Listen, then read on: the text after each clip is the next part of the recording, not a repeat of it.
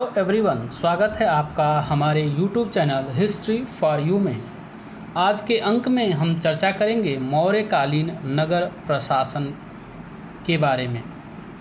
इसके अलावा इस बिंदु से संबंधित प्रश्न परीक्षा में जो पूछा गया है वह पाटलिपुत्र नगर के प्रशासन का वर्णन करें, या मेगास्थनीज ने पाटलिपुत्र के प्रशासन का वर्णन किस प्रकार किया है, यह प्रश्न पूछा गया है।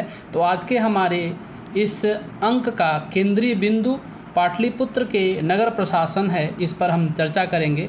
तो आइए शुरुआत करते हैं कि मौर्य काल में मेगास्थनीज ने पाटलिपुत्र के प्रशासन का वर्णन किस प्रकार किया है। मेगास्थनीज ने पाटलिपुत्र के प्रशासन के बारे में बताया है कि जिस प्रकार मौर्यकालीन सैन्य प्रबंध के लिए 30 सदस्यीय बोर्ड था, उसी प्रकार पाटलिपुत्र नगर का प्रशासन एक बोर्ड के अधीन था, एक समिति के अधीन था। यह बोर्ड भी 6 उप समितियों में विभक्त था और प्रत्येक उप समिति में 5 सदस्य होते थे। इस तरह कुल मिलाकर 30 सदस्यीय एक संसदीय बोर्ड था, समिति थी जो पाटलिपुत्र के प्रशासन की व्यवस्था करती थी।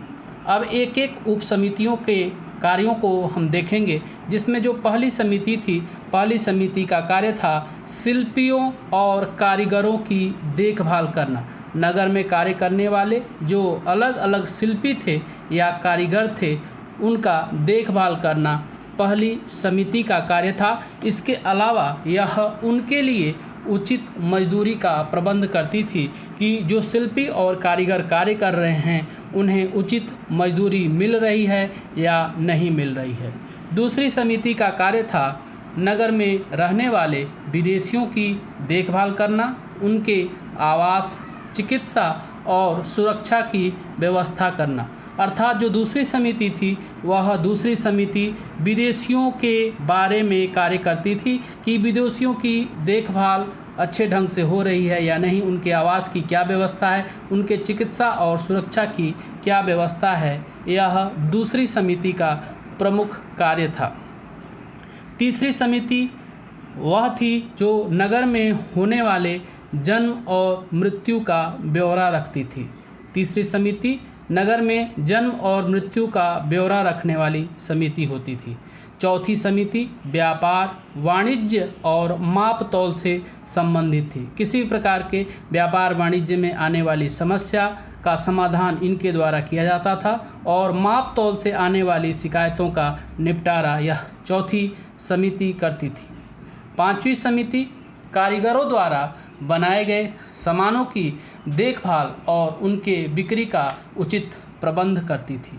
छठी समिति का काम बिक्री कर वसूलना था, जो बेचे गए सामान के मूल्य का 10वां भाग होता था। अर्थात जो छठवीं या अंतिम समिति थी उसका काम था बिक्री कर वसूलना, सेल टैक्स वसूलना और बेचे गए सामान के मूल्य का 10वां हिस्सा यह वसूलती थी।